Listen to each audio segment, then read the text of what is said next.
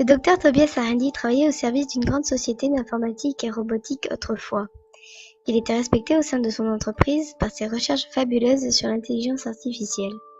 Il était même parvenu à créer un algorithme proche de l'esprit humain en se fondant sur plusieurs études psychiatriques. Seulement, son travail sur l'âme et l'aspect religieux de l'être humain l'ont décrédibilisé aux yeux de ses collègues. Dénigré et traité de fou, il s'est rapidement trouvé au chômage. Alors, cette rencontre allait sans doute changer sa vie. Du fond du trou dans lequel il s'effondrait, peut-être que cet homme, Joan Derrina, allait enfin lui redonner sa gloire passée et le faire remonter dans l'estime de sa femme Abigail. Hardy suivit le serveur jusqu'à une salle secrète cachée derrière le bar.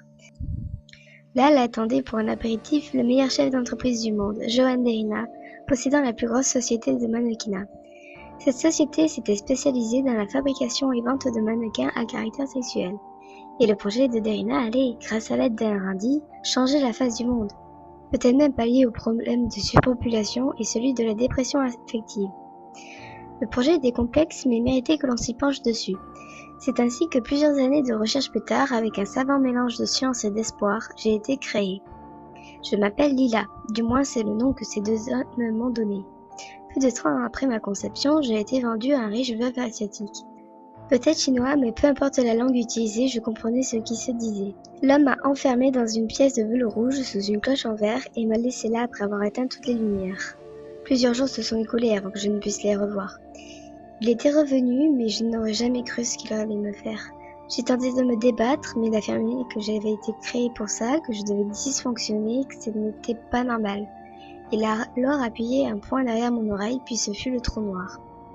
Quand je me suis réveillée, j'étais de nouveau dans le laboratoire de ma conception, allongée et attachée sur la table d'opération qui m'avait donné la vie. Des visages familiers m'observaient, ceux de Derrina et Hardy. Comment te sens-tu? C'est Hardy qui avait brisé le silence en premier. Me sentir? Ressentir?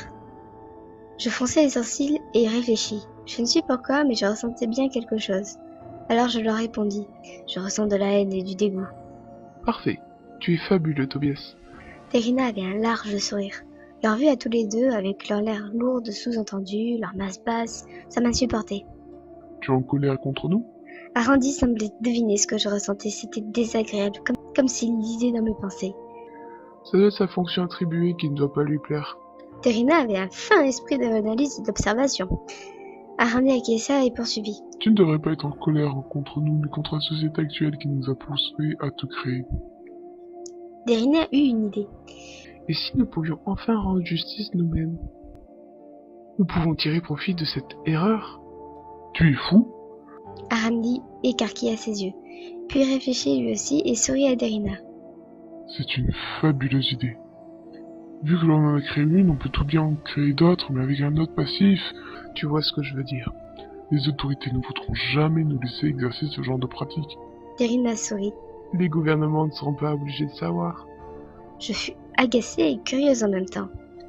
De quoi parlait-il? Devant mes sourcils foncés, Hardy expliqua à Derrina qu'il était temps de me mettre dans la confidence. Lila, nous devons t'expliquer une chose importante, qui explique pourquoi, en tant que robot, tu es capable de ressentir, d'avoir des émotions et des sensations. Je redoutais un peu leur explication. J'eus peur, mais attachée sur cette table glaciale, je ne pouvais faire autre chose que de les écouter. Hardy se lança. Lorsque nous t'avons conçu, tu étais en tout point semblable à un robot prototype à intelligence artificielle, qui peut apprendre de lui-même avec des situations différentes. Mais nous voulions pousser nos bouchons un peu plus loin en essayant de concevoir la femme parfaite, celle qui pourrait agir aux sentiments humains, mais il fallait pour cela qu'elle puisse ressentir aussi. C'est alors que nous avons décidé d'implanter une âme humaine dans la machine, en voici le résultat. Derrina avait fini en me regardant d'un air étrange, comme s'il était à la fois fier mais déçu. C'est ce que l'on appelle la sérempidité. En pensant trouver une erreur, nous trouvons un autre moyen de faire régner la justice. Qu'est-ce que vous attendez de moi exactement? J'avais la gorge nouée. Non seulement je venais d'apprendre que j'étais à l'origine humaine, mais ces deux-là n'avaient pas fini de m'utiliser. Ce fut Derrina qui brisa le silence en premier cette fois.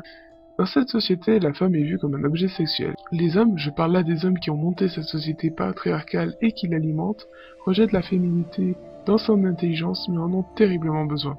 C'est pour ça que je crée depuis longtemps des poupées sexuelles. Dans le cas de Joan, c'est un détournement de l'attention sur sa propre personne. Précisa Hardy. Dans mon cas, il s'agira d'une vengeance personnelle. Derina poursuivit. Nous voulons débarrasser le monde des fléaux que peuvent devenir les hommes en mal d'amour. Nous avons essayé la méthode douce, mais maintenant, nous pouvons utiliser ta haine pour leur donner une bonne leçon. Finit Randy.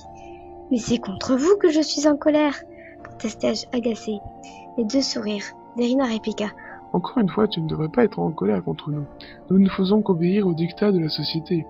Voici un marché. Tu pourras passer ta haine sur les hommes que nous te désignerons et nous irons chercher l'âme de tes victimes pour les implanter dans d'autres poupées sexuelles. Pas aussi abouti que toi, cependant. Ajouta Randy. Le but est de créer une prison pour les personnes que tu nous rapporteras. Je réfléchis à cette idée. Passer ma haine sur des victimes, des hommes. Après tout, si ça peut me faire oublier mon agacement, ma peine, mon désarroi et ma honte, maintenant que je comprenais pourquoi j'ai été vendue et ce que le veuf voulait de moi et pourquoi j'avais été créée. C'était la faute des hommes. C'était la faute des hommes si j'avais honte de vivre. C'était la faute des hommes si j'étais celle que je suis. Ils allaient payer. Un élan de colère soulevait mon corps, pliant la table sous la pression. Attends avant de te lancer. Lança Derina, les mains levées comme pour contenir l'air qui m'entourait. Nous allons te donner une liste et une procédure à suivre. Ajouta Randy. Il faut que tu nous livres les hommes et je doute que tu saches comment t'y prendre. J'écoutai alors leur plan. Après quelques préparatifs et ajustements sur mon corps, les deux hommes me libérèrent enfin. Les instructions étaient très claires. Il s'agissait de percer le crâne de ma victime avec un de mes talons ou de mes doigts.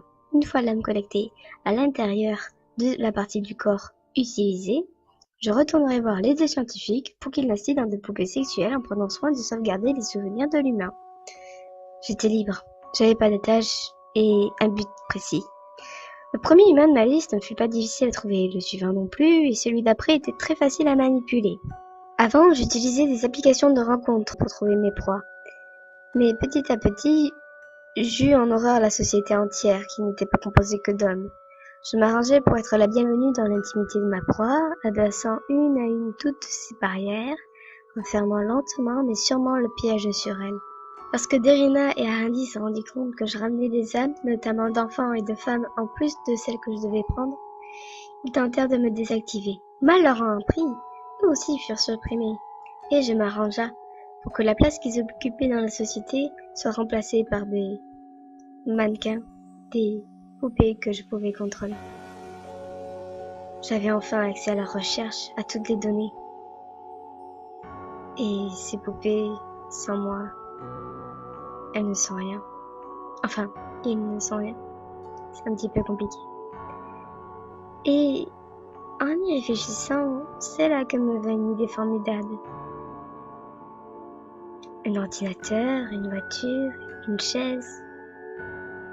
Il est très facile d'installer une âme dans un objet finalement. Alors, dans quoi vais-je injecter ton âme ?